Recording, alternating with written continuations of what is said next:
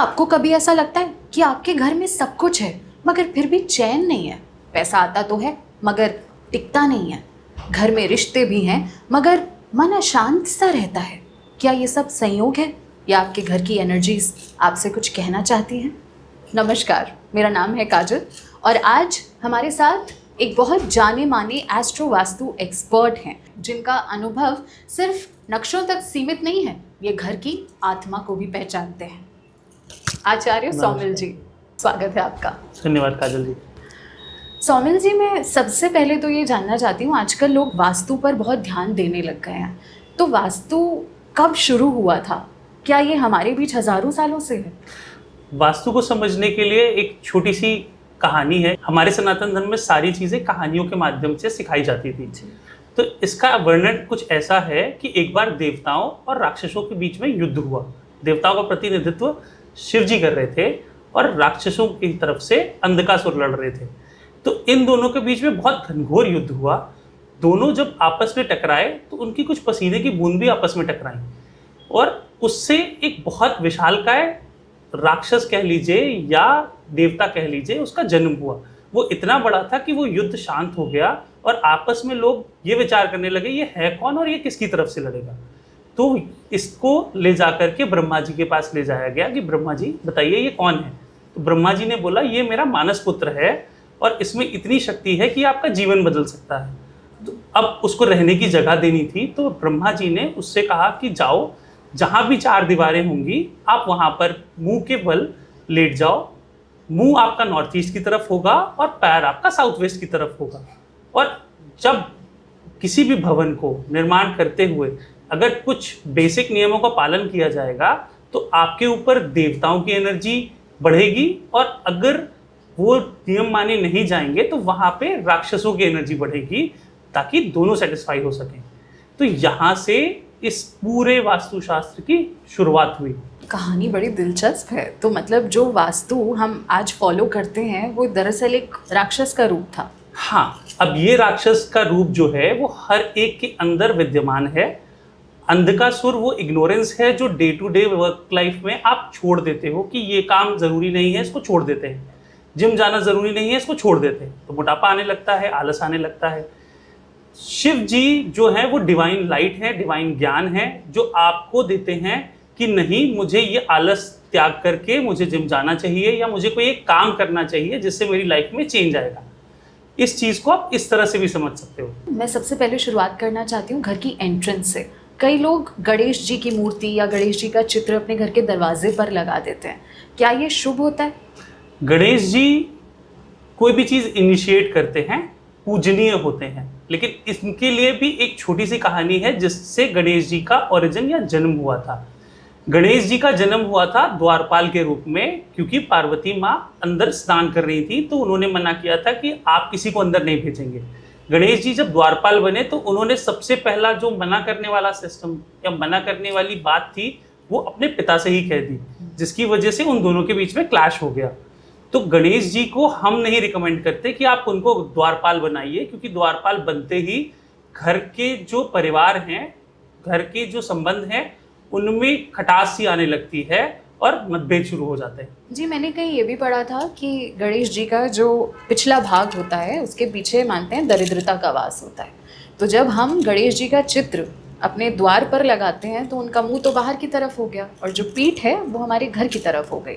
तो इसका मतलब ये भी हुआ कि फिर हम दरिद्रता को घर में इनवाइट कर रहे हैं, क्या ये सच है? ये इसके लिए कई सारे लोगों ने मेरे से बोला कि सर मैंने ना, हमारे घर में माना जाता है तो हमने गणेश जी को आगे भी बिठा दिया और पीछे भी बिठा दिया। अब मैंने उनसे सब सिंपल एक चीज़ पूछी, क्या आपको इस प्रॉब्लम से रिलीफ मिली? तो उनका कोई जवाब नहीं था। वास्तु जो है, अगर आपके शरीर में कोई दर्द है और डॉक्टर के पास गए और उसने दवा दे दी और वो दर्द खत्म हो गया तो आपने माना कि वो रेलेवेंट है। करने को हम बहुत सारी चीज़ें कर लेते हैं, लेकिन उसका रेलेवेंस कितना है वो हमें किसी सर्वे या किसी रिजल्ट के आने या ना आने से पता चलता है। तो जो मानते हैं दरिद्रता है उनके लिए भी ठीक है, और हम तो मानते हैं कि पूरे भगवान पूरे के पूरे शुभ हैं, तो उनको कहीं पर भी ना रख के सिर्फ मंदिर में रखना चाहिए। बड़ी पते की बात है ये। तो फिर अगर एंट्रेंस पर गणेश जी को नहीं लगाना है तो फिर क्या होना चाहिए एंट्रेंस पर? हमारा जो सनातन धर्म है वो इतना ज़्यादा एडवांस रह चुका था, उसमें कुछ सिंबल्स डिफाइन करे गए थे, जैसे कि स्वास्तिक हो गया, ओम का साइन हो गया, और भी कई सारे सिंबल्स हैं। आपको वहाँ पे शुभ लाभ का साइन बना सकते हैं। क्यों? हम शुभता और लाभ दोनों को ही घर के अंदर लाना चाहते हैं, जो कि दोनों गणेश जी के पुत्र हैं। उसके अलावा आप स्वास्तिक लगा सकते हो। स्वास्तिक भी एक एनर्जी एक्टिवेटर होता है। अगर आपकी मेन डोर की एंट्रेंस खराब है तो आप वहाँ स्वास्तिक लगा सकते हो। ओम किसी भी चीज़ में शांति लाता है। आपका मन कभी भी अशांत होता है तो आप क्या बोलते हो? ओम। तो ओम का उच्चारण जो है वो सारी के सारी टेंशन और सारी की सारी बैड थिंग्स कह सकते हो उसको दूर कर देता है। अब एंट्रेंस की बात हो रही है तो जैसे माना जाता है कि एंट्रेंस का भी कोई एक सही पर्टिकुलर डायरेक्शन होता है। मान लीजिए कोई पुराना घर बना है और उनका एंट्रेंस का जो गेट है वो दक्षिण की तरफ है, तो अब वो गेट तो तोड़कर एंट्रेंस बदली नहीं जा सकती, तो इसका क्या उपाय है? पहले तो मैं कहूँगा अगर दक्षिण का गेट है तो वो बहुत शुभ होता है। दक्षिण पश्चिम का जो गेट होता है, जिसको हम साउथ वेस्ट बोलते हैं, वो गेट खराब होता है। अगर आप गेट के बारे में बात कर रहे हैं तो exact east, exact west, exact north, exact south, ये सारे के सारे गेट बहुत अच्छे माने जाते हैं। अगर आप साउथ वेस्ट की एंट्री की बात कर रहे हैं तो हम उनको मना करते हैं, और फिर भी अगर नहीं तोड़ सकते या नहीं चेंज कर सकते, आप वहाँ पे सिर्फ एक पीली पट्टी चौखट पे, जिसे देहल बोलते हैं, आप पीली 4 इंच की पट्टी या कलर कर दीजिए, तो भी आपको उससे प्रॉब्लम्स में 90 से 95% राहत मिल जाएगी। ये आउट ऑफ कॉन्टेक्स्ट है सवाल, मेरे जहन में आया कि मान लीजिए साउथ वेस्ट डायरेक्शन का दरवाज़ा है और हमने पीली पट्टी उस पर लगा दी है, लेकिन कई बार ऐसा होता है कि हम वास्तु का नियम तो कर देते हैं, उसकी ज़रूरत नहीं होती है वहाँ पे। तो क्या जैसे एक्स्ट्रा मेडिकल डोज अगर ले लें तो नुकसानदायक होता है? क्या वास्तु के साथ भी ऐसा होता है? ऐसा कुछ भी नहीं होता है। कलर्स जो, अगर हम सेम डायरेक्शन, कलर्स कौन से होते हैं, हम डायरेक्शन मानते हैं कि हम 5 तत्वों से बने हुए हैं: अग्नि, आकाश, जल, वायु, पृथ्वी। ये पांचों तत्वों की 16 डायरेक्शंस होती हैं। उन 16 डायरेक्शंस में अगर हम उन्हीं के तत्व का कलर लगा देते हैं तो उसमें कोई भी प्रॉब्लम नहीं होती। फॉर एग्जाम्पल, साउथ वेस्ट जो आपने बात करी, वो पृथ्वी तत्व का एरिया है। वहाँ पर अगर आप पीला कलर लगा भी दोगे तो कोई भी प्रॉब्लम नहीं होगी। लेकिन अगर आपने गलती से वहाँ नीली पट्टी कर दी या नीला रंग रख दिया तो फिर वो डायरेक्शन पहले से खराब थी और खराब हो जाएगी। अब एंट्रेंस की बात तो हो गई कि हमें स्वास्तिक, ओम या शुभ लाभ जैसे स्टिकर्स लगाने चाहिए अपनी एंट्रेंस पर। घर में जैसे ही घुसते हैं सबसे पहले आता है हमारा ड्राइंग रूम। तो ड्राइंग रूम में कोई 5 ऐसी चीज़ें जो हमें रखनी ही चाहिए। ड्राइंग रूम, अगर आप कह रहे हैं कि घर के अंदर आते सबसे पहले ड्राइंग रूम मिला, तो घर के अंदर आप आ रहे हो तो आप कुछ नेगेटिविटी लेकर के आ रहे हो। नेगेटिविटी को पहले शांत करने के लिए हम वहाँ पे सेंधा नमक या रॉक सॉल्ट के कुछ आइडल्स आते हैं, आप उनको रख सकते हो।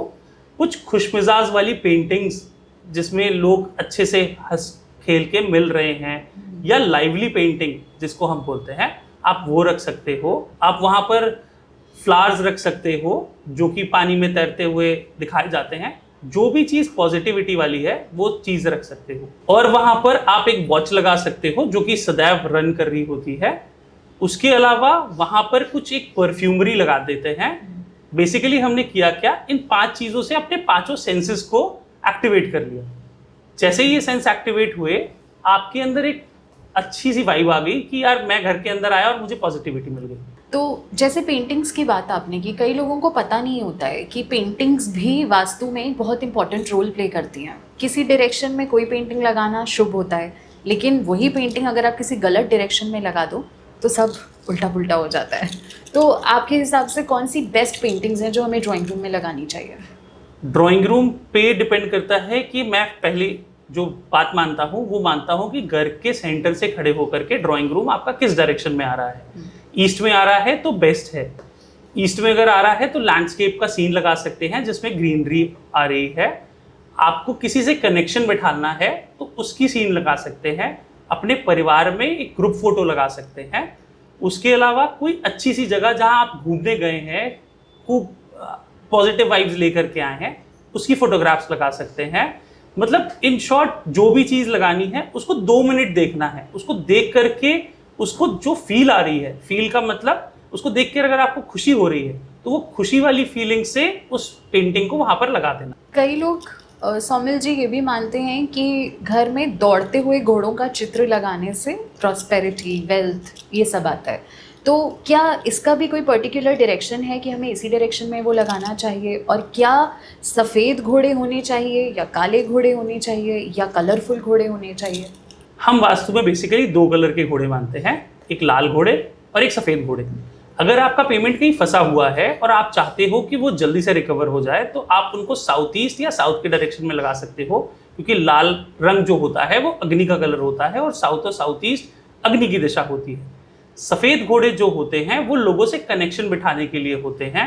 पहले अश्वमेध यज्ञ भी जो होते थे उसमें सफ़ेद घोड़ा छोड़ा जाता था, तो सफ़ेद घोड़ा आप नॉर्थ वेस्ट और वेस्ट में लगा सकते हो। आपको प्रॉफिट चाहिए तो वेस्ट, सपोर्ट चाहिए तो नॉर्थ वेस्ट, और नई अपॉर्चुनिटीज चाहिए तो नॉर्थ। क्या बात है, मतलब घोड़ों की पेंटिंग्स आपकी लाइफ में कितना इम्पैक्ट डाल सकती हैं। हर एक चीज़ जो आपके घर पे है वो आप पे कुछ ना कुछ इम्पैक्ट डालती है। जी, अब ड्राइंग रूम से बढ़ते हैं बेडरूम की तरफ, क्योंकि बेडरूम ऐसा होना चाहिए जहां आप दिन भर की थकान और काम के बाद सुकून से सो सकें। अगर नींद अच्छी नहीं है तो आपका स्वास्थ्य भी अच्छा नहीं रहेगा। तो बेडरूम की एनर्जीज कैसे मेंटेन की जाए? क्या ऐसा होना चाहिए बेडरूम में कि कोई भी वास्तु दोष ना रहे वहाँ? बेडरूम जो होता है, बेडरूम में सबसे पहला पॉइंट हमें ये ध्यान में रखना चाहिए कि हम जब सोते हैं तो हमारा सर जो है वो साउथ की दिशा में या ईस्ट की दिशा में होना चाहिए। नॉर्थ की दिशा पे सर का ओरिएंटेशन नहीं होना चाहिए। इसका भी एक साइंटिफिक रीज़न है। वो साइंटिफिक रीज़न ये है कि आपकी बॉडी में आयरन पार्टिकल्स होते हैं, वो आयरन पार्टिकल्स मैग्नेट से अट्रैक्ट होते हैं। नॉर्थ पोल पे भी अगर कॉम्पस मूव करता है वो इसलिए करता है क्योंकि वहाँ पे मैग्नेट होती है। आपकी सर पे जो नसें जा रही होती हैं वो बहुत पतली होती हैं और हार्ट सर के बहुत पास होता है। अगर आप रात में नॉर्थ की तरफ सर रख करके सोएंगे और हार्ट भी उसको सपोर्ट करेगा तो आपके दिमाग में एंग्जाइटी चालू हो जाएगी, आपको अच्छे सपने नहीं आएंगे, you will not feel a peace of mind while sleeping. तो सबसे पहली चीज़ तो आपको साउथ की तरफ सर रख के सोना चाहिए। दूसरी, कमरे में कोई भी भगवान की फोटोग्राफ नहीं होनी चाहिए। भगवान पूजनीय होते हैं। मैंने बहुत घरों में कमरों से भगवान की फोटोग्राफ्स को हटाया है और रिलेशन सुधरते हुए पाए हैं। तीसरा, बहुत सारे लोग रूम में शूराक बनवा लेते हैं, रूम की अलमीराज में शूज़ उतारते हैं। वो शूराक भी रूम में नहीं होना चाहिए। शूज़ हमें सपोर्ट करने के लिए हैं, लेकिन वो डर्ट और नेगेटिव एनर्जी भी घर के अंदर लाते हैं। वो नेगेटिव एनर्जी रूम के अंदर आएगी तो रिलेशंस को ख़राब करेगी, और फ्यूचर में अगर आपको कभी बेबी भी प्लान कर रहे हैं तो उसमें भी लाने में उसको ऑब्स्ट्रक्ट पैदा करती है। तो रूम में शूज़ भी नहीं होने चाहिए। रूम के अलावा आप अगर डाइनिंग मतलब खाना खाने का सोच रहे हैं तो उसकी एक सेपरेट काउच में खाना चाहिए। बहुत लोग बेड में बैठ करके खाते हैं, उससे उनका शनि भी खराब होता है और बेड की एनर्जी भी जाती है। तो ये सारी बातों का ध्यान रखेंगे तो आपके रूम में पॉजिटिविटी बनी रहेगी। सौमिल जी कहते हैं बेडरूम में भगवान की फोटो नहीं होनी चाहिए, लेकिन एक तरफ लोग राधा कृष्ण की फोटो लगाने की भी बात करते हैं, तो क्या सही है इन दोनों में से? राधा कृष्ण को जब लोग लगाते हैं तो उनके अंदर का प्रेम के लिए उनको आइडियल मान करके लगाते हैं। आप भगवानों की आइडियोलॉजी समझिए। भगवान भी जो हमारे सनातन धर्म में है उनके साथ एक प्रॉपर्टी रिलेटेड है। अगर आप शक्ति की बात करोगे तो या तो दुर्गा माँ याद आएंगी या हनुमान जी याद आएंगे। अगर आप इनिशिएशन की बात करोगे तो गणपति जी याद आएंगे। अगर आपको शांति की बात करोगे तो शिव जी याद आएंगे कि वो कैलाश पर्वत पर योग साधना लिए हुए हैं। इसी तरह से हर एक भगवान की एक प्रॉपर्टी होती है। उस प्रॉपर्टी को अगर सही दिशा में लगा के एज अ रेमेडी यूज करी जाए तो वो बहुत अच्छी इफेक्ट देती है, लेकिन हर जगह पे भगवान को नहीं फैलाना चाहिए। जी, अब जैसे शूज़ की बात हो रही थी कि घर में शूज़ अस्त व्यस्त नहीं पड़े रहने चाहिए। बचपन में मम्मी से बहुत डांट खाई है कि जूते जहाँ उतारो वहाँ शू रैक में रखो जाके, और कहते हैं घर में कले कलेश बढ़ता है अगर जूते अस्त व्यस्त पड़े रहते हैं घर के अंदर। जूते जो होते हैं वो हमें सपोर्ट करते हैं, लेकिन मैंने आपको बताया कि जूते नेगेटिव एनर्जीज भी लाते हैं। इसीलिए पहले के ज़माने में लोग जूते घर के बाहर ही उतारते थे। अब जगह कम होने की वजह से जूते जनरली लोग घर के अंदर लेकर के आ जाते हैं। तो उसकी एक प्रॉपर शूराक बनवाइए जिसको कवर रखिए, और उसमें भी जूते हैं जो हमें सपोर्ट कर रहे हैं, किसी कोई आपको सपोर्ट कर रहा है, उसको साफ सुथरा रखेंगे, उसको इज्जत देंगे तो वो आपको भी इज्जत देगा। तो आप उसको डेकोरेटिव तरीके से शू रैक के अंदर रखिए। शू रैक आजकल फ्लैट सिस्टम हो गया है, घरों में 2 बेडरूम है और शूज़ रखने के लिए कोई ऐसा अलग स्टोर रूम तो है नहीं, घर में शूज़ पड़े नहीं रह सकते हैं। तो लोग क्या करते हैं कि घर के बाहर एक शू रैक में अपने शूज़ रख के और फिर नंगे पाँव घर के अंदर घुसते हैं। तो क्या गेट की एंट्रेंस पर शू रैक रखना सही है? गेट की एंट्रेंस पे शू रैक रखने का एक लॉजिकली चीज़ होती है कि भाई आपके घर के अंदर जर्म्स नहीं जाने चाहिए। वास्तु में भी पहले सारी लॉजिकल चीज़ों को वास्तु से एसोसिएट कर दिया गया था, तो अभी भी अगर आप एंट्रेंस के बगल में शू रैक रखते हो तो वो ठीक है, कोई प्रॉब्लम नहीं है। रूम के अंदर, ड्राइंग रूम के अंदर, जहाँ मेन जगह आप बैठ रहे हो किचन के पास, वहाँ शू रैक नहीं होनी चाहिए। किचन पर आते हैं। किचन में वास्तु के हिसाब से 5 कौन सी ऐसी चीज़ें हमें रखनी चाहिए ताकि हमारी किचन की एनर्जीज मेंटेन रहें? बिल्कुल ठीक है। किचन में आप कोई भी चीज़ रखोगे तो पहले आपने ये देखना है कि किचन आपकी किस डायरेक्शन में बनी हुई है। घर के सेंटर पे खड़े होकर के अगर आपने देखा कि हमारी किचन नॉर्थ से साउथ के बीच में है, तो वहाँ पे सबसे पहले तो गैस बर्नर के नीचे आपने ग्रीन स्टोन लगाना चाहिए, क्योंकि अग्नि है, सही जगह पे बैलेंस्ड रूप में जलेगी तो अच्छा होगा, अनबैलेंस्ड रूप में जलेगी तो किसी ना किसी को खराब कर देगी। दूसरी चीज़ जो आप किचन में रख सकते हो, अगर नॉर्थ से साउथ के बीच में है तो वहाँ पे कुछ ग्रीन प्लांटर्स रख सकते हो। वहाँ पर कुछ, अगेन मैंने बोला कि रॉक सॉल्ट रख सकते हो। रॉक सॉल्ट क्या होता है कि नेगेटिविटी, कुछ नए ज़माने के लोग घर पे मेड्स को लाते हैं जो घर पे वो खाना बनाती हैं, लेकिन उनका मूड कैसा है उनको नहीं पता। आप वहाँ पे रॉक सॉल्ट रख सकते हो। और ये ज़रूर से ध्यान रखिएगा कि किचन वेल मेंटेन्ड और साफ़ सुथरा होना चाहिए। किचन में रात में आप बहुत सारी गंदगी फैला करके और फिर सुबह के लिए वेट ना करें कि वो सुबह कोई और आएगा तो साफ करेगा। तो जैसे पुराने ज़माने में होता था कि किचन और बर्तन साफ सुथरे करके और तभी सोने जाएं, तो आइडियली किचन का जो प्लेसमेंट है वो अग्निकोण में होना चाहिए। क्या है ये अग्निकोण? अग्निकोण जैसे आपका एक शरीर है, शरीर में कई सारे बॉडी ऑर्गन्स हैं, कई सारा, जैसे हाथ है, आँख है, नाक है, तो हर एक बॉडी ऑर्गन का एक फंक्शन है। अगर आप सोचो ये आँख कहीं और लग जाए तो क्या आप अच्छे से देख पाओगे, या नाक कहीं और लग जाए तो कहीं अच्छे से देख पाओगे। पेट खाना पचाने के लिए होता है, वहाँ पर अग्नि मिसिंग हो जाए तो खाना क्या पचेगा? नहीं पचेगा। उसी तरह से घर का जो पूरा एटमॉस्फेयर होता है उसमें सारी की सारी चीज़ों की एक एक जगह होती है। कुछ खाना बनाने की जगह होती है, कुछ बैठ के बातचीत करने की जगह होती है, कुछ ध्यान लगाने की जगह होती है। तो आइडियली जो खाना बनाने की जगह है वो साउथ की डायरेक्शन में है, south, south east and south of south east, ये 3 दिशा में आइडियली किचन होना चाहिए। इसके अलावा कहीं और है तो छोटी सी बिना तोड़फोड़ की रेमेडी, एक छोटा सा पत्थर लगा करके आप उस किचन को बैलेंस कर सकते हो। आपको किचन को रिमूव करने की या इधर से उधर ले जाने की कोई ज़रूरत नहीं पड़ेगी। वो कौन सा पत्थर है? वो पत्थर नॉर्थ से साउथ के बीच में अगर आपका किचन है, कोई भी ग्रेनाइट या कोई भी पत्थर आपके किचन की स्लैब के नीचे हो सकता है। आपने छोटी सी रेमेडी करनी है, गैस बर्नर के नीचे ग्रीन स्टोन लगा देना है। इफ इन केस साउथ से वापस नॉर्थ की तरफ चलते हैं और वहां पर किचन आता है तो गैस बर्नर के नीचे येलो स्टोन लगा देना है। उससे आपकी किचन बैलेंस्ड आउट हो जाएगी और घर की जो अग्नि, एग्रेशन, जो भी अग्नि से रिलेटेड समस्या है वो सारी की सारी दूर होने लगेगी। अब थोड़ा आगे बढ़ते हैं। और घर का माहौल बच्चों से खुशनुमा होता है, तो ये बहुत ज़रूरी है कि बच्चों का जो कमरा है उसकी भी डायरेक्शन बिल्कुल सही होनी चाहिए ताकि उनका पढ़ाई में मन लगे और उन्हें एक सही दिशा मिले। तो बच्चों का रूम का सही डायरेक्शन क्या होना चाहिए और उनका स्टडी टेबल कहाँ पर, किस तरफ होना चाहिए? बच्चे जो होते हैं वो बहुत निर्मल होते हैं। निर्मल का मतलब उनके दिमाग में कोई भी ऐसी अंड-शंड चीज़ें नहीं होती जो बड़े होने के बाद हमारे दिमाग में आती है। तो बच्चों के लिए हम बेसिकली 2 डायरेक्शंस देखते हैं, एक वेस्ट ऑफ साउथ वेस्ट, ये साउथ वेस्ट और वेस्ट के बीच की दिशा होती है, और east of north east, north east और ईस्ट के बीच की दिशा होती है। वेस्ट ऑफ साउथ वेस्ट वो उनका नो-हाउ या उनकी एजुकेशन के लिए रिस्पॉन्सिबल होता है। वहाँ पर अगर आप उनका स्टडी टेबल या बेडरूम बना दोगे तो बच्चों के लिए बहुत अच्छा होता है, क्योंकि बच्चे रोज नई नई स्किल्स और नई नई डेवलपमेंट्स लाएंगे, क्योंकि आपका भी मन यही करता है कि बच्चे हमारे से 2 हाथ आगे निकले, जो हमने किया उससे ज्यादा आगे बढ़े। ईस्ट ऑफ नॉर्थ ईस्ट का जो जोन होता है वो जोन होता है खुशियों से रिलेटेड और उनकी किलकारियों से रिलेटेड।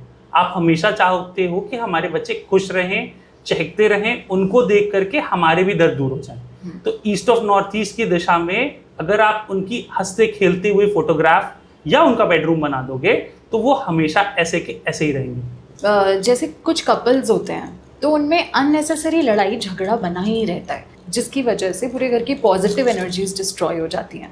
तो ऐसे कपल्स को आप क्या वास्तु की एक ऐसी रेमेडी बताएंगे जो वो अपने घर में अगर फॉलो करें तो शायद उनके बीच प्रेम प्यार बढ़े? मेरे पास जब भी कोई कपल आता है और बोलता है कि हमारे और हमारे वाइफ के बीच में दरवाज़ा बंद होते ही वो रूम नहीं युद्ध का मैदान हो जाता है, तो हम उनको बोलते हैं कि सबसे पहले अपने घर में आप ये देखो कि आपके घर के सेंटर से साउथ वेस्ट डायरेक्शन में क्या रखा हुआ है। कहीं कोई वॉल पे क्रैक्स तो नहीं है, कहीं वहाँ पेड़ पौधे तो नहीं रखे हुए, कहीं वहाँ पे सीलन तो नहीं आ रही। ये 3 चीज़ें आ रही हैं तो इनको तुरंत ही रिमूव कर दीजिए। उसके बाद आप और आपकी वाइफ की फोटोग्राफ एक north of north west direction होती है जिसमें अट्रैक्शन बढ़ता है, वहाँ पे प्लेस कर दीजिए। और साउथ वेस्ट में भी अपनी शादी का एल्बम या कोई भी कपल फोटोग्राफ लगा दीजिए। इन दोनों जगह से लगाने से आपकी आपसी बॉन्डिंग अच्छी हो जाएगी, आपके बीच का अट्रैक्शन ठीक हो जाएगा। ये तो हो गई दीवारों की बात। दूसरी बात हुई कि आपका बेडरूम कहाँ पर बना हुआ है। अगर आपका बेडरूम कहीं गलती से साउथ ईस्ट डायरेक्शन में बना हुआ है तो दोनों में से कोई ना कोई एक बंदा तो हमेशा तवे पे ही बैठा रहेगा। तवे पे बैठा हुआ बंदा प्यार से बात नहीं कर पाएगा और बाहर की सारी एग्रेशन घर पे लाके निकालेगा। तो आपने साउथ ईस्ट का रूम थोड़ा सा शिफ्ट करके साउथ ऑफ साउथ ईस्ट या साउथ में ले जाना है। वहां पर ले जाते ही आपको ये सारी की सारी प्रॉब्लम्स दूर होती दिखाई देंगी। क्या बेडरूम में जो हमारा बेड होता है उसका सिरहाना भी कोई पर्टिकुलर डायरेक्शन में करने से दोनों कपल्स के बीच में कुछ बदलाव आते हैं? सिरहाने से कपल का कोई ज़्यादा फर्क नहीं पड़ता। सिरहाने से हमारी डीप स्लीप का ज़्यादा फर्क पड़ता है। जो हमने बात करी कि हम अगर साउथ की तरफ सर रखते हैं तो हमारी स्लीप की जो डेप्थ है वो बढ़ जाती है। आप भले ही 3 घंटे या 4 घंटे सोएंगे लेकिन आपको ऐसा लगेगा कि हमारी सारी थकावट दूर हो गई है। कहीं अगर आपने नॉर्थ की तरफ सर रख करके सोए हुए हैं तो आपके मन में बेचैनी होगी और कुछ ना कुछ समस्याएं उभरती रहेंगी। डीप स्लीप नहीं होगी भले ही आप 10 घंटे सो लें। सौमिल जी, घर का मंदिर किस डायरेक्शन में होना चाहिए? मंदिर की बात अगर आप कर रहे हैं तो मंदिर में हम क्या करते हैं? मंदिर में हम खुद से कनेक्ट करते हैं, भगवान से कनेक्ट करते हैं। मंदिर लोग जनरली सुबह सुबह डे की स्टार्टिंग कैसे करते हैं कि मंदिर में धूप दीप जलाएंगे, भगवान से प्रार्थना करेंगे कि मेरे दिन में ये काम होना है, उसको आप सफल कर दीजिए। तो वो भगवान से भी बोला आपने और खुद से भी बोला। जो नॉर्थ ईस्ट होता है वो हमारा सर होता है। अगर हम मंदिर नॉर्थ ईस्ट में बता देते हैं तो वो बहुत आइडियल लोकेशन होती है, क्योंकि वहाँ पर मंदिर बना हुआ हमको थॉट्स में क्लैरिटी देता है और हमको दिन भर क्या करना है वो बता देता है। सेकेंड बेस्ट लोकेशन जो होती है वो वेस्ट की होती है, क्योंकि वेस्ट की लोकेशन में हमको प्रॉफिट्स और गेन्स मिलते हैं। थर्ड बेस्ट लोकेशन जो होती है, जैसे मैं हनुमान जी की और दुर्गा जी की पूजा करता हूँ तो मैंने अपने घर में साउथ ईस्ट डायरेक्शन में मंदिर बना रखा है, क्योंकि वहाँ पर दुर्गा जी को लाल वस्त्र पसंद है, हनुमान जी को भी लाल वस्त्र पसंद है, तो वो उस जगह को, उस डायरेक्शन को बैलेंस करके रखते हैं। अगर मंदिर के अंदर की बात करते हैं तो कई लोग कई तरीके के भगवान रख लेते हैं, 2-2 लड्डू गोपाल भी रख लेते हैं और देवियों की 3-3, 4-4 मूर्तियाँ रख लेते हैं। तो क्या मंदिर में आइडियली इतने सारे भगवान होने चाहिए? मंदिर की मैं कुछ चीज़ें बताता हूँ जो नहीं होनी चाहिए। सबसे पहले तो इतने सारे भगवान नहीं होने चाहिए। आप अगर किसी से कनेक्ट करोगे तो वो एज अ सिंगल थिंग या सिंगल एंटिटी कनेक्ट करोगे। फॉर एग्जाम्पल, गणेश जी किस चीज़ के देवता होते हैं? बुद्धि के, इनिशिएशन के। अगर वो सिंगल रूप में नॉर्थ ईस्ट में बैठे होते हैं तो बहुत अच्छी बात है। डबल हो जाते हैं तो आपकी डुअलिटी बढ़ जाती है दिमाग में, आप सोच सही से नहीं पाते, आप हमेशा दुविधा में फंसे रहते हो, ऑप्शन ए सेलेक्ट करूं या ऑप्शन बी सेलेक्ट करूं। ऐसे ही आपने बोला कि लड्डू गोपाल 2-2 हो जाते हैं। एक लड्डू गोपाल मतलब एक बच्चा, 2 लड्डू गोपाल मतलब 2 बच्चे। अब वो बच्चे आपस में लड़ रहे हैं और वो लड़ाई झगड़ा आपके मन और मस्तिष्क में भी चल रहा है। देवियां या दुर्गा माता, एक माता है ठीक है, एक माता सबको अच्छी लगती है, कई सारी माताएं हो गई, आपस में खींचातानी बढ़ जाएगी, वो खींचातानी आपकी डे टू डे लाइफ में आएगी। जो भी चीज आप नॉर्थ ईस्ट में या मंदिर में रखते हो, आप सोचो आप उससे कनेक्ट हो रहे हो। वो कनेक्शन एक व्यक्ति से जितना अच्छा हो सकता है, वो मल्टीपल व्यक्तियों से एक साथ नहीं हो सकता। फिर मंदिर को लोग बहुत भारी बना देते हैं भव्यता के रूप में, कि मंदिर में बहुत सारा पत्थर लगा दिया, बहुत सारा सोना लगा दिया और मंदिर भारी हो गया। आप सोचो अगर सर पे आप 5 किलो का पत्थर लेकर के घूमोगे तो आपको मजा आएगा? आप सोचोगे वो लाइट लकड़ी का बनाइए, नए नए मटेरियल्स इस्तेमाल करिए, पत्थर का ना बनाइए, स्पेशली नॉर्थ ईस्ट। आजकल तो लेटेस्ट ट्रेंड है, संगमरमर के मंदिर लोग घरों में बनवा रहे हैं, तो ये गलती आपको बिल्कुल भी नहीं करनी है। मैंने अक्सर कई घरों में, मंदिरों में देखा है कि लोग अपने पितरों की फ़ोटो भी मंदिर में रख लेते हैं। जो लोग अब हमारे बीच नहीं हैं, उनको क्या मंदिर में स्थान देना सही है? देखिए, मंदिर को हम लोगों ने बताया कि वहाँ पर हम लोग जिनको पूजन करते हैं, जो पूजनीय होते हैं, उनको हमें मंदिर में रखना चाहिए।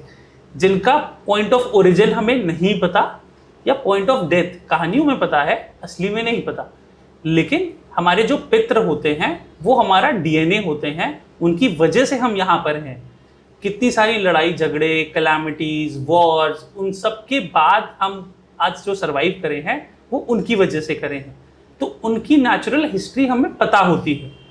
हिस्ट्री या जो रिलेशनशिप या पितरों का जो जोन होता है वो साउथ वेस्ट का जोन होता है, जो कि ठीक ऑपोजिट होता है नॉर्थ ईस्ट से। अगर आप आइडियलिटी की बात करते हो तो पहली चीज तो पितरों को साउथ वेस्ट में रखना चाहिए, मंदिर को नॉर्थ ईस्ट में रखना चाहिए। दूसरी चीज जो आपने पूछी कि पितरों को मंदिर के अंदर रखना चाहिए, आंसर है नहीं, क्योंकि पितरों की कभी भी हम पूजन नहीं करते, उनका तर्पण करते हैं, उनकी शांति की प्रार्थना करते हैं। भगवान को कभी भी हम शांत नहीं करते, हम कहते हैं कि आप हमें रोज कृपा करिए, रोज हमारी लाइफ को अच्छा, मजबूत और सशक्त बनाइए। तो दोनों को अलग अलग जगह पे रखना चाहिए। अच्छा, पितरों की फ़ोटो आपने बताया साउथ वेस्ट डायरेक्शन एक परफेक्ट डायरेक्शन होती है, तो क्या जैसे हमारी कभी फैमिली की ग्रुप फ़ोटोज़ हों जिनमें वो लोग हों जो अब इस दुनिया में नहीं हैं, क्या वो फ़ोटोज़ लगानी चाहिए घर में? आइडियली तो नहीं लगानी चाहिए, क्योंकि वो हमारे पितृ हो गए हैं। अगर आप उनको अपनी फोटोग्राफ में शामिल करोगे तो आपका उनसे बॉन्डिंग और कनेक्शन टूट नहीं पाएगा।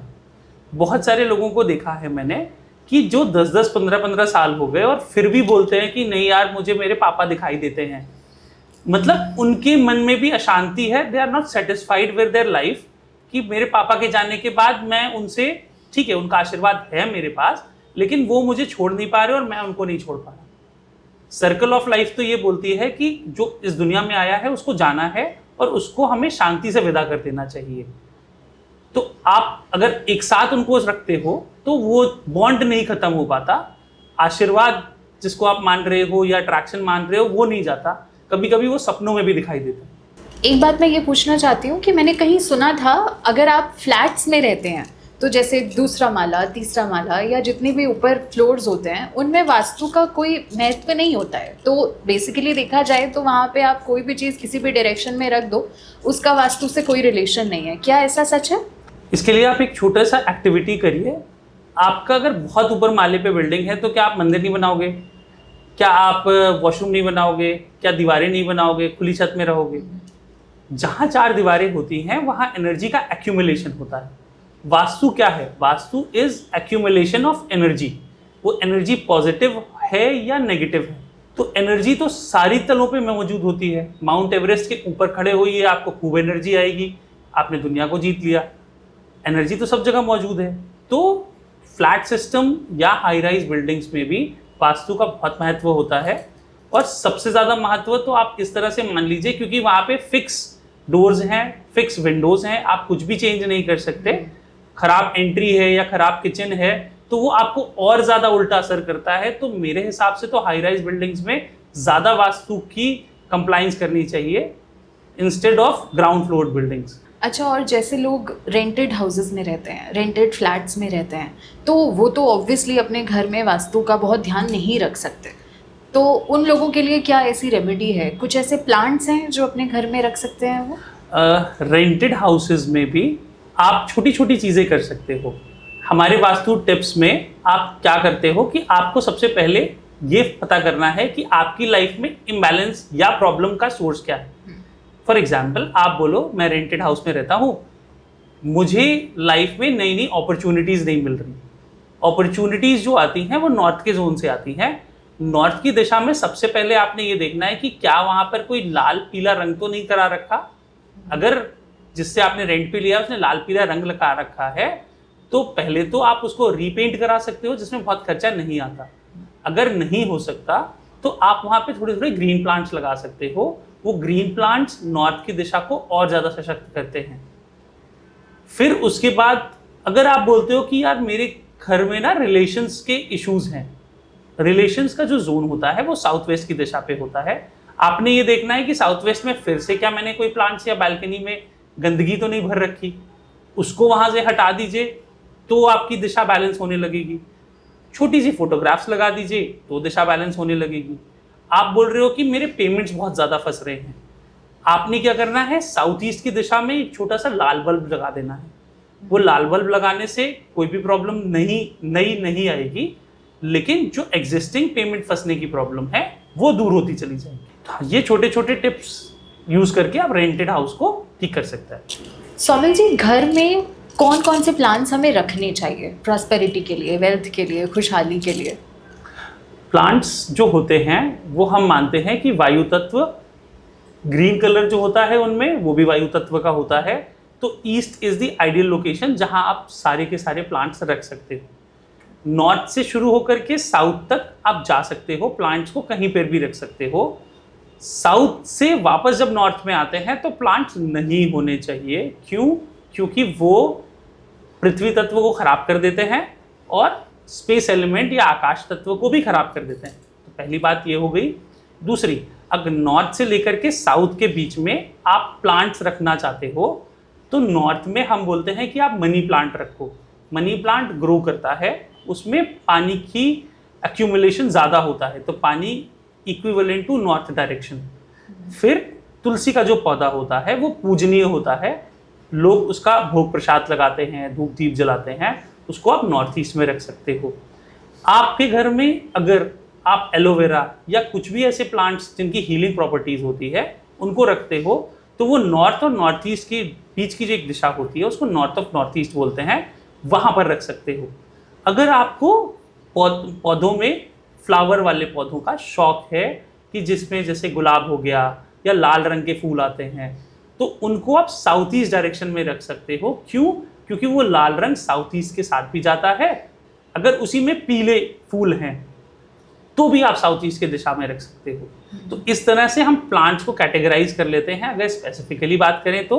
और जनरली बात करें तो नॉर्थ से साउथ के बीच में ही होने चाहिए, उसके अलग कहीं और हैं तो वो इम्बैलेंस क्रिएट कर रहे हैं। हम अपने घर में प्लांट्स जो रखते हैं वो नॉर्थ से साउथ के बीच में रख सकते हैं। पहली चीज़, घर के अंदर आप तुलसी का पौधा रख सकते हो, एलोवेरा रख सकते हो।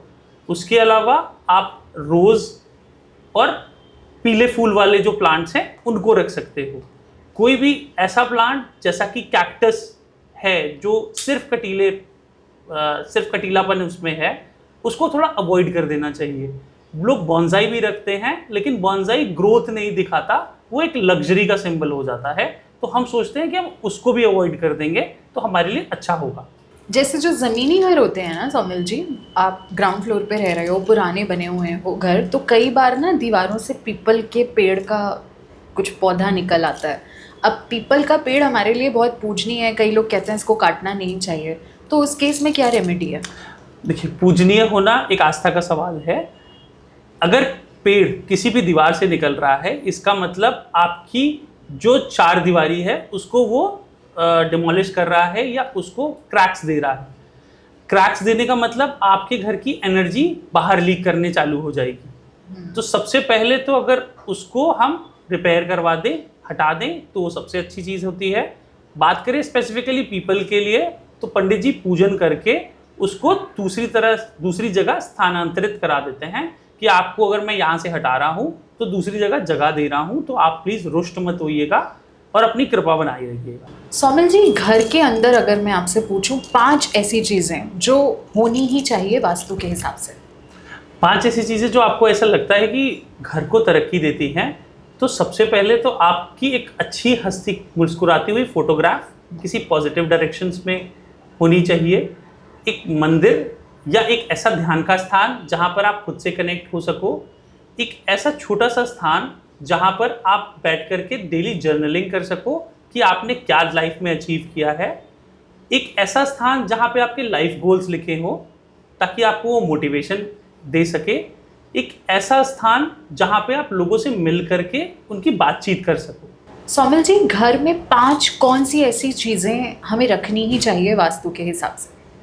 घर पे 5 ऐसी चीज़ें। सबसे पहली चीज़, एक आपको रॉक सॉल्ट का कोई भी आइडल रखना चाहिए ताकि वो नेगेटिव एनर्जीज़ को डिस्ट्रॉय करता रहे।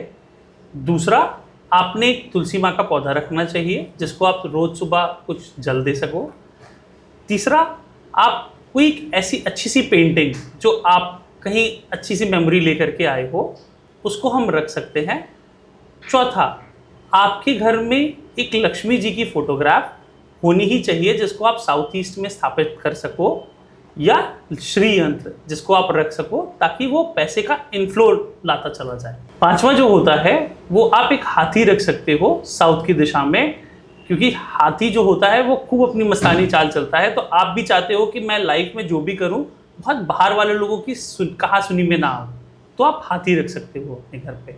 सौमिल जी, आजकल एक नया ट्रेंड हो गया है कि हम जगह जगह घूमने जाते हैं और वहाँ से सो कॉल्ड एस्थेटिक के नाम पर हम बहुत पुरानी चीज़ें उठा के अपने घर में एज अ शो पीस रख लेते हैं। तो कुछ टूटी हुई मूर्तियाँ या कुछ बहुत पुराना सामान, क्या ये सब घर में रखना चाहिए? आप अगर पहाड़ चढ़ोगे तो पहाड़ चढ़ने के लिए आप अपना बैकपैक बहुत हल्का रखोगे। आपका जो ये घर या स्पेस है ये आपका बैकपैक है जो आपकी लाइफ को कुछ ना कुछ दिशा में ले जाने के बाद कहीं ना कहीं से हेल्प करता है एज अ पार्टनर। इसको आप जितना हल्का रखोगे उतना आपकी लाइफ आसान हो जाएगी। तो जो भी सामान आपने 6 महीने या 1 साल से नहीं इस्तेमाल किया उसको डिस्कार्ड कर दीजिए। उसको डिस्कार्ड करने से क्या होगा, वो किसी और के काम आ जाएगा और एक रोटेशन चालू हो जाएगा। दूसरा, बहुत सारे लोग टूटी फूटी चीज़ें इस्तेमाल करने के लिए रख देते हैं कि आज ये बकेट पेंट का बच गया है, मैं इसको 2 साल बाद जब दोबारा पेंट होगा तो इस्तेमाल कर लूँगा। वो पेंट पृथ्वी तत्व बन जाता है और वो पृथ्वी तत्व एज अ भार आपके घर को और भारी कर देता है। जो नई नई अपॉर्चुनिटीज़ या लाइफ में नई नई उपलब्धियाँ आप पा सकते थे, उस छोटी सी पेंट की बकेट ने उसको पाने से रोक दिया है।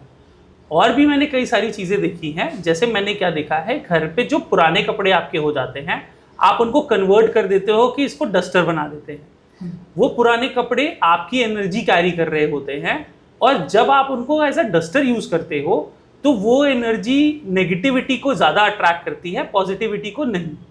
तो डस्टर के लिए आप नया डस्टर का कपड़ा लाइए और ये कपड़े या तो डिस्ट्रॉय कर दीजिए या किसी ज़रूरतमंद को दे दीजिए, वो भी साफ सुथरे धुल के प्रेस करके इज्जत से।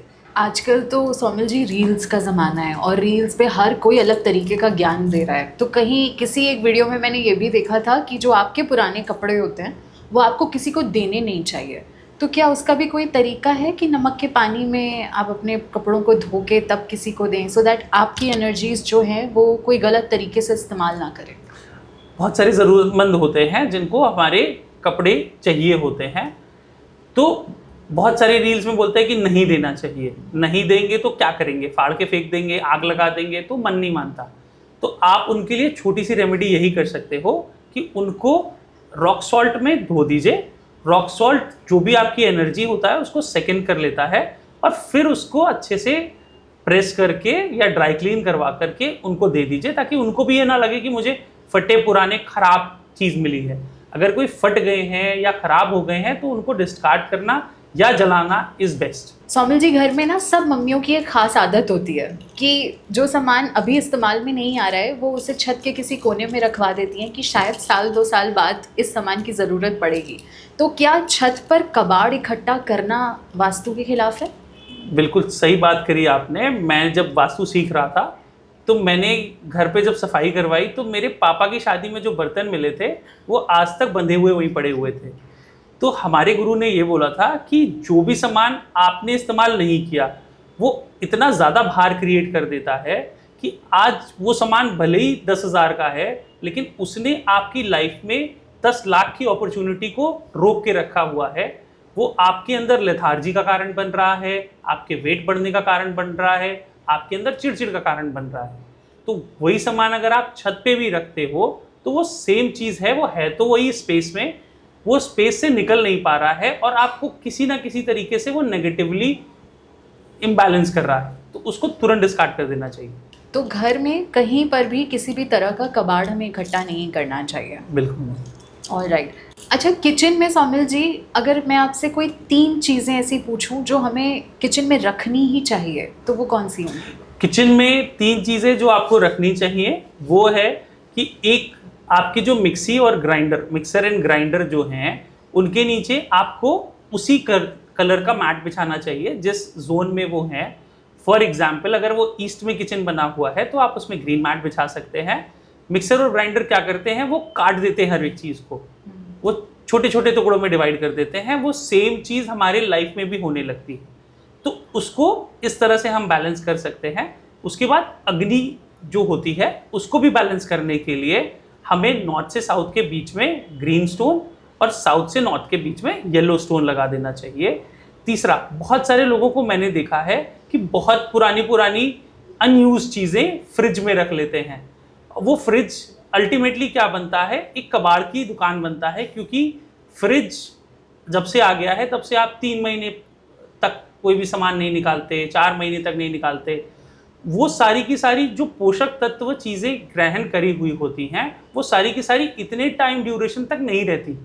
उनको आप जल्दी जल्दी कंज्यूम कर लीजिए या उनको डिस्कार्ड कर दीजिए, तो वो ज़्यादा बेनिफिशियल होगा आपके लिए। अब जैसे ऑफिस की जो वर्क डेस्क होती है, तो कोई 3 ऐसी चीज़ें हैं जो हमें अपने वर्क डेस्क पर रखनी चाहिए? हाँ बिल्कुल, 3 ऐसी चीज़, अगर आप गवर्नमेंट से लिंक्ड अप हैं तो एक अशोक स्तंभ आप वहाँ पे टेबल पे रख सकते हैं।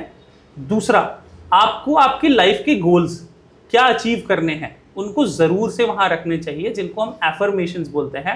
वो आपको बार बार मोटिवेट करते हैं।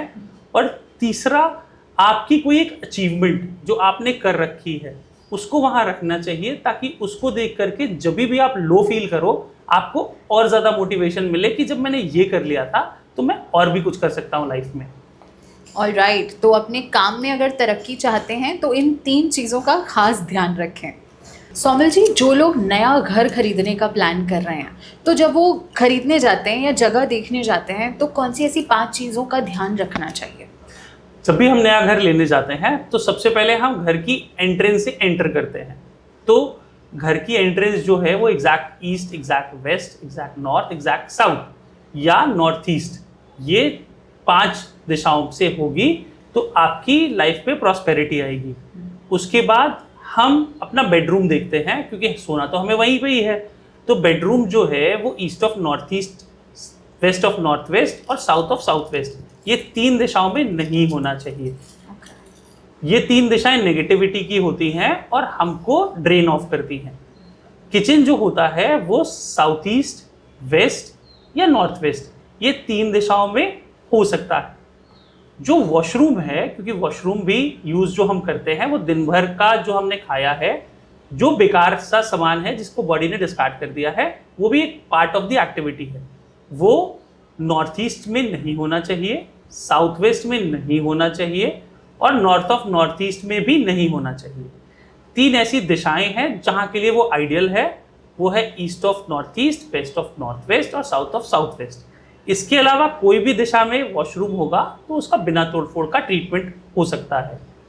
और लास्ट, वो फ्लैट थोड़ा सा ना, जब आप जाओ तो वो पॉजिटिव एनर्जी या आपसे बात करेगा, वो बात जो करेगा उस पर ध्यान देना चाहिए, क्योंकि वो एसेंस है आपकी ऑरा के कंपैटिबल में, वो स्पेस आपसे बात कर रही है। तो मतलब हर जगह की एक एनर्जी होती है जो हम फील कर सकते हैं। हाँ जी, आप हर एक एनर्जी को फील इस तरह से कर सकते हो। आप कोई भी जगह पे जाकर के 2 मिनट बैठोगे और खुद के जोन में आ जाओगे। खुद के जोन में आने का मतलब फ़ोन किनारे, कोई थॉट्स नहीं, तो वो एनर्जी आपको फील होगी कि वो एनर्जी आपके लिए बेनिफिशियल है या आपको ड्रेन आउट कर रही है। जैसे ही उस जगह से बाहर आओगे, आपको वो एनर्जी का ड्रिफ्ट या चेंज समझ में आ जाएगा। घर का वॉशरूम या बाथरूम सबसे निग्लेक्टेड जगह होती है मेरे हिसाब से, तो क्या वास्तु के हिसाब से हमें बाथरूम में भी कुछ ऐसा रखना चाहिए जो हमें पेट की प्रॉब्लम्स से भी सॉल्यूशन मिल सके? हाँ जी, वॉशरूम जो है उसका एक्टिविटी क्या होता है कि वो सारी की सारी चीज़ों को फ्लश आउट कर देता है। अगर आपका वॉशरूम किसी गलत दिशा में बना हुआ है तो उस दिशा की एक्टिविटी को फ्लश आउट कर देगा, या आप गलत दिशा में बैठे हो या सो रहे हो या डाइन इन कर रहे हो, उस दिशा में कोई ऐसी चीज़ जो आपको परेशान कर रही है। हमारी 16 दिशाओं में एक दिशा होती है साउथ ऑफ साउथ वेस्ट की, वो दिशा डिस्पोजल के लिए जिम्मेदार होती है। उस दिशा में अगर आपके पेड़ पौधे हैं या किचन बना हुआ है या किचन का स्टोर बना हुआ है, तो वो चीज़ें जो आपके अंदर एब्जॉर्ब करके निकलनी चाहिए सही से, वो नहीं निकल पाती। तो सबसे पहले अगर पेट खराब है तो साउथ ऑफ साउथ वेस्ट को बैलेंस कर देना है। अगर आपको ऐसा लगे कि मेरे वॉशरूम की वजह से ये प्रॉब्लम हो रही है, तो वॉशरूम जिस भी दिशा में बना हो, वॉशरूम या कमोड के नीचे आप उसी कलर का मैट डाल सकते हो। नॉर्थ की दिशा में नीला, ईस्ट की दिशा में हरा, साउथ की दिशा में लाल, साउथ वेस्ट की दिशा में पीला और वेस्ट की दिशा में सफ़ेद। ये मैट डालने से आपकी 80% ऑफ द प्रॉब्लम्स जो वॉशरूम से पैदा हो रही हैं वो सारी की सारी खत्म हो जाएंगी। मेरे जहन में ये सवाल आ रहा था कि जो लोग वास्तु में बिलीव नहीं करते हैं, क्या उनके लिए भी वास्तु अच्छा और ख़राब होता है? बिल्कुल। आज हम जिस एरा में जी रहे हैं, उस एरा में आज से 200 साल पहले राजा महाराजा भी नहीं जी रहे थे। At a touch of a button हमको 10 मिनट में खाना मिल रहा है। At a touch of a button हमको 10 मिनट में जो मांग रहे हैं वो मिल रहा है। टेम्परेचर कंट्रोल्ड वातावरण है। तो आप ये चीज़ अगर 200 साल पहले किसी को बताते, क्या वो मानता? नहीं। 200 साल पहले आप अगर बताते कि ये बल्ब जल रहा है और इसके अंदर बिजली का प्रवाह हो रहा है, तो वो मानता? नहीं मानता। हमारा जो सनातन धर्म है, इसमें बहुत सारे ऐसे रूल्स लिखे हुए हैं जिसको साइंटिस्ट अभी भी नहीं प्रूव कर पा रहे, लेकिन वो असलियत में होता है। यहाँ पर बैठे बैठे अगर एक व्यक्ति आपके घर में क्या चल रहा है वो बता देता है, उसको पुराने ज़माने में ऋषि मुनि, आप क्या बोलते थे कि बहुत ही आध्यात्मिक गुरु हैं जो बता देते हैं आपकी लाइफ में क्या चल रहा है। लेकिन मेडिटेशन करके ये लेवल अचीव करा जा सकता है और वास्तु में भी हम इसका उपयोग करके आपके घर के इम्बैलेंस को डिटेक्ट कर सकते हैं। इसी तरह से अगर कोई व्यक्ति ये नहीं मान रहा है कि हमारे यहाँ वास्तु असर नहीं करता है, हम उससे सिंपल ये कहते हैं कि आप अपने नॉर्थ ईस्ट में 10 बोरी सीमेंट रख करके 20 दिन के लिए भूल जाइए। आपको पता चल जाएगा कि वो 10 बोरी सीमेंट आपको 10 किलोमीटर पीछे लेके चली गई। क्यों? क्योंकि वो आपकी लाइफ को बहुत ज़्यादा इन्फ्लुएंस कर रही है। दूसरी तरीका, आप नॉर्थ ईस्ट में थोड़ा सा कपूर रख लीजिए। कपूर उस नॉर्थ ईस्ट को एक्टिव कर देगा, आपके जो थॉट्स और क्लियरिटी है उसको इंक्रीज कर देगा। तो आप ऐसा कर लोगे तो भी आपको पता चल जाएगा कि वास्तु असर कितना करता है। एब्सोल्युटली। तो इसी के साथ thank you so much Saumil ji अपना टाइम देने के लिए। और आपने भी देखा ना कैसे वास्तु से जुड़ी छोटी छोटी चीज़ें आपकी लाइफ और आपके घर में बड़े बदलाव ला सकती हैं। आपके भी कोई सवाल हैं अगर, तो कमेंट सेक्शन में लिख भेजिए। सौमिल जी की टीम की तरफ से आपके हर सवाल का जवाब दिया जाएगा। और ऐसी और भी वीडियोस देखने के लिए हमारे चैनल को लाइक और सब्सक्राइब करना ना भूलें। Thank you. 21st century live के नए वीडियोस देखने के लिए हमारे चैनल को लाइक और सब्सक्राइब करिए। लेटेस्ट अपडेट के लिए बेल आइकॉन दबाना मत भूलें।